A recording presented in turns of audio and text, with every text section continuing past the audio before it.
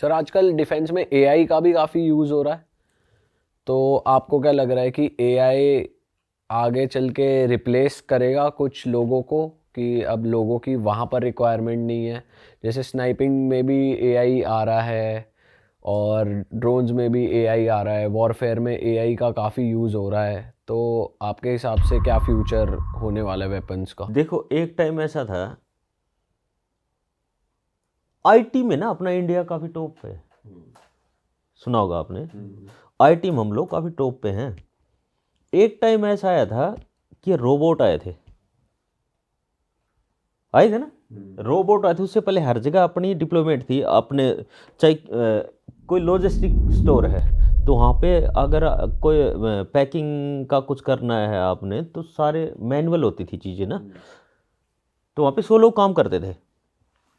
But उसके बाद में क्या आ गया, रोबोट आ गया, तो उसमें से 50 लोग हटा के वहाँ से क्या कर दिया, रोबोट लगा दिए, उनके ऊपर बंदे बिठा दिए।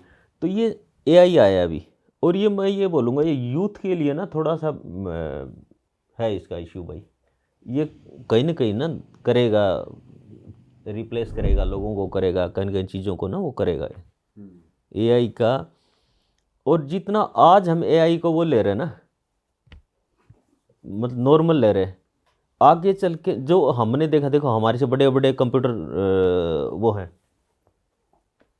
आईटी के बारे में जानकार हैं, वो तो और भी डीपली जानते हो। बट हम हमारे फील्ड की अगर बात करें ना, तो एआई भाई है, इसका इशू है एआई का। यार ऐसे ऐसी जगह पे हो गया, टीचर को रिप्लेस कर रही है एआई यार।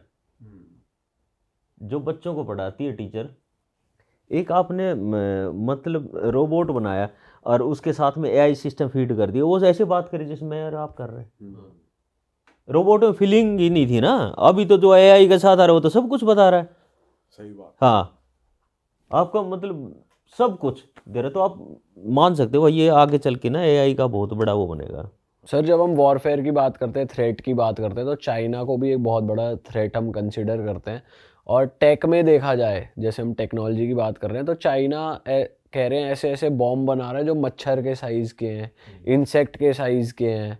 तो ड्रोन तो फिर भी बहुत बड़ा होता है, विजिबल होता है, पर ये ऐसे वेपन्स बना रहे हैं। तो आपके हिसाब से इंडिया ऐसे वेपन्स और ऐसे वॉरफेयर के लिए इस स्टेज पे रेडी है, या टेक वाइज इंडिया कैसा कर रहा देखो है? एक बात, आपके पॉडकास्ट में मेरे सीनियर अफसर भी आए, आर्मी अफसर भी आएंगे। आपको एक बात मैं बताऊं, अगर मेरी कंट्री के जो 20% लोग हैं ना, जो झंडा उठा के खड़े हो जाते हैं कि नहीं सबूत दो, नहीं हमारे, अगर वो वाली चीज़ ना करे ना, तो ऐसा कोई कंट्री नहीं है आज डायरेक्ट इंडिया से जीत सके। मैंने आपको बोला था ना, हम इतनी बड़ी मार्केट है, चाइना कभी इंडिया के साथ लड़ाई नहीं करेगा, लिख लो ये चीज़, ठीक है। लोग उसको करने नहीं देंगे, लोगों की इतनी इन्वेस्टमेंट है यार हमारे पास, नहीं है। चाइना करके देखे, खुद बर्बाद हो जाएगा चाइना। ठीक है, मान लो कि आपकी बात मैंने मान ली कि ठीक है, वो उसके पास नई नई टेक्निक्स हैं, वो है चाइना के पास, बट भाई वो भी तो दम चाहिए, इतनी बड़ी मार्केट में उसका खुद का भी तो इन्वेस्टमेंट है यहाँ पे। आज लड़ाई किसकी चल रही है?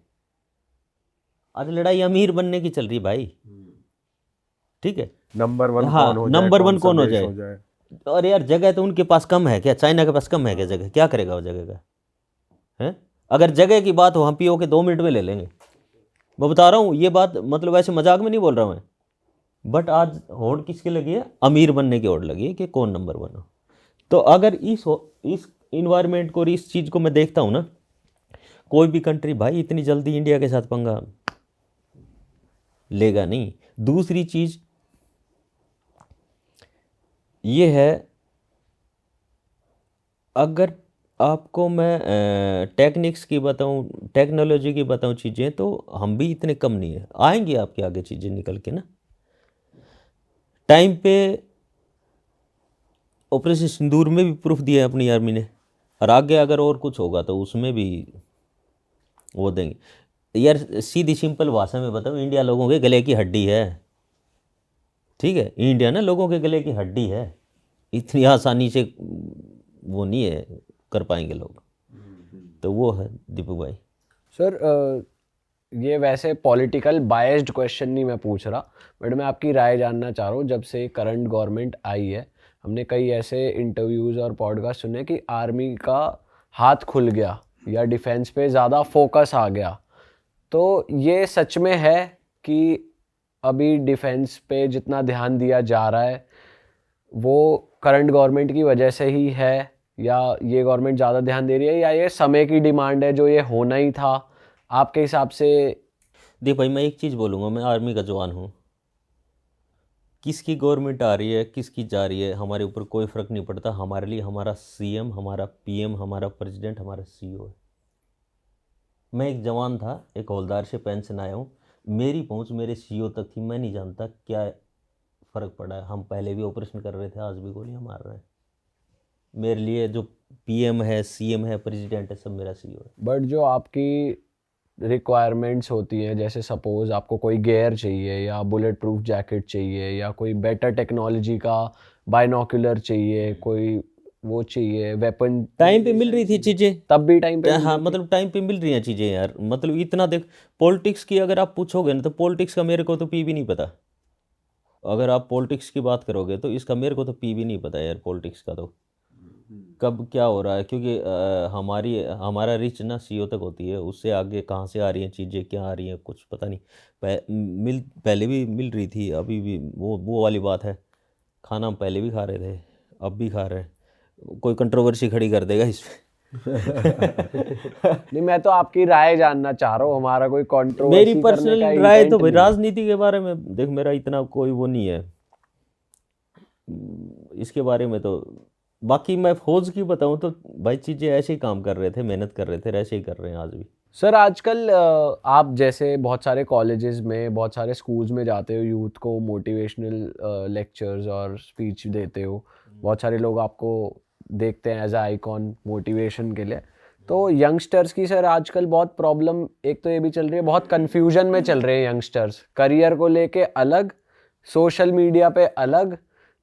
क्योंकि क्या हो रहा है कि कई तरह की बातें होती हैं, किसको सच माने किसको नहीं माने, एक तो वो कन्फ्यूजन, फिर किसको सुन के किस पाथ पे चले वो कन्फ्यूजन, और बहुत सारे लोग इसी चक्कर में रह जाते हैं, अपने आप को ही नहीं जान पाते। बहुत लोग किसी को देखकर इन्फ्लुएंस हो रहे हैं, इसने कर लिया तो मैं भी कर लूँगा, पैसा देखकर इन्फ्लुएंस हो रहे हैं कि भाई ये अमीरी दिखा रहा है, मैं भी यही काम करके जल्दी से अमीर हो जाऊँ, या ये इन्फ्लुएंसर ऐसा बोल रहा है तो हाँ हमारी आर्मी और हमारी गवर्नमेंट ऐसी ही है, उस बारे में राय बना रहे हैं। तो मैं चाहता हूँ आप थोड़ा यूथ को गाइड करो हमारे प्लेटफॉर्म के थ्रू कि कैसे अपने आप को पहचाने, क्या करना चाहिए एक्चुअली यूथ को। देखो भाई, सबसे पहले मैं हर जगह जाता हूँ यार, बच्चों से मिलता हूँ। आप भी दूर क्यों जा रहे हो? अगर किसी स्कूल में भी बैठ के बच्चों से बात करते हो आप, कोई कोई एक ना ठोस उस पे वो नहीं पहुँच पाओगे कि यार ये चाहते क्या हैं, इनका एम क्या है।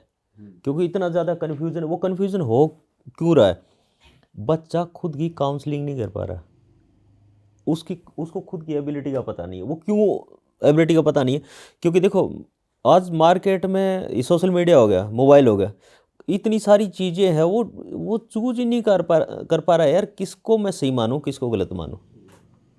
मतलब चूज ही नहीं कर पा रहा। और दूसरी चीज़, आप उसको रोक भी नहीं सकते उन चीज़ों के पास में जाने के लिए, नहीं। तो मैं देखो यूथ को ये बोलूँगा कि भाई देखो, मेरा हर बार यही रहता है कि यूथ मोटिवेशन के लिए ना, कि जो गलत चीज़ें होती है ना, वो थोड़े टाइम तक आपको ना फुल इंजॉयमेंट देंगी। आपको लगेगा कि आपसे कम, मतलब आपसे ऊपर कोई है नहीं। बट जो सही चीज़ होती है ना, वो चीज़ वो बहुत मुश्किल है, उसमें बहुत ज़्यादा मेहनत। और आजकल देखो आप, पहले क्या, हमारे टाइम में क्या था, हार्डवर्क था ना। हार्डवर्क इज इक्वल टू मतलब सक्सेस। बट आज का क्या हो गया, hard work plus smart work is equal to success. तो आजकल वो चीज़ें ऐड हो गई। तो मैं यूथ को मैं ये बोलूँगा, भाई टाइम लेके अपना टारगेट, अपना एम चूज करो, अपना फील्ड चूज करो, टाइम लेके अपनी काउंसलिंग करके खुद के काउंसलर खुद बनो। अपने नाम के पीछे भागो, ऐसो आराम के पीछे नहीं। अगर मेरे को करना, मैं स्नेपर बना, मैं कमांडो बना, अगर मैं अपने शरीर से वो करता ना, अपनी बॉडी से मतलब प्यार करता, ये बॉडी ना, इस बॉडी को रेस्ट चाहिए, यूथ को बता रहा हूँ मैं, इस बॉडी को रेस्ट चाहिए। इस बॉडी को मतलब ये कुछ करना ही नहीं चाहती, आपको सिर्फ आपको चाहिए नाम। तो उस नाम के पीछे इसको इतना रगड़ो, इतना मतलब उस फील्ड में, जिस फील्ड में, जो फील्ड आपने चूज़ किया उसमें इतने मतलब उतर जाओ। अगर मान लो ये बच्ची डॉक्टर बनने के लिए गई, वो कल परसों मैं कहीं जा रहा था तो एक गाड़ी के ऊपर एक वो लिखा था, मेरे को बड़ा पसंद आया वो, कि आंखें नींद मांग रही हैं बट सपने सोने नहीं दे रहे। आंखें नींद मांग रही हैं, सपने सोने नहीं दे रहे। अपने सपनों को इतना उस लेवल पे रखो कि अगर मान लो आपको थोड़ा सा भी डाइवर्जन क्रिएट होता है तो आपको डर लगना चाहिए उस चीज़ से, नहीं यार मैं भटक रहा हूँ कहीं पे। ये ऐसो आराम ना, किसी बड़े से बड़े डॉन, किसी बड़े से बड़े गुंडे के पास में बैठ के आप बात करना, वो सीधा आपको ये बताएगा भाई ये फील्ड ठीक नहीं है। लोगों के घरों में ताले लगे पड़े हैं। अपना फील्ड चूज़ करो, मेहनत करो, अच्छी गाइडलाइन लो, माँ बाप से बढ़ के और कोई अच्छा मतलब वो कोई भी चीज़ है दोस्त की तरह मतलब पेरेंट्स के साथ रहो, हर एक चीज़ अपनी शेयर करो उनके सर साथ। असल में सोशल मीडिया पे लोग भी इतने आ चुके हैं ना, और जनता और यूथ भी खासतौर से इस कदर इन्फ्लुएंस हो चुकी है कि वो सोशल मीडिया पे अपनी वैलिडेशन भी मांगती है और लोगों से, और गलत चीज़ें फॉलो करने के लिए फिर वो टकराती, वो भी मतलब रुकती भी नहीं है, कर ही लेती है। उन्हें इतने यार कंफ्यूज देखो, स्टेट में ये है। चीज़ ना यूथ को भी समझनी पड़ेगी। उसको तुम्हारे से कोई मतलब ही नहीं है, जो बैठा ना उसको अपनी दुकानदारी से मतलब है, कौन बिगड़ रहा है, किसके ऊपर क्या इफेक्ट जाएगा। यार वो इतने बड़े प्लेटफॉर्म पे बोल रहा है चीज़ें ना, मतलब लोग सुनने वाले समझदार लोग हैं, बट अपना यूथ तो नादान है ना, अपना यूथ तो उस लेवल पर नहीं सोच पाएगा ना। अरे वाह, आपने ये वीडियो यहाँ तक देख ली भाई, तुमने हमारी मेहनत सफल कर दिया। तुम ही लोग हो असली रियल हिट। और अगर आपको बहुत मज़ा आ रहा है ऐसी क्लिप्स में, ऐसी वीडियोस में, तो फटाफट जाइए प्लेलिस्ट पे बिंज वॉच कीजिए और सारी वीडियोस देख डालो और मौज काटो। That is it. हम मिलेंगे नए पॉडकास्ट में, नए क्लिप में। Till then bye bye, see you, take care, do subscribe.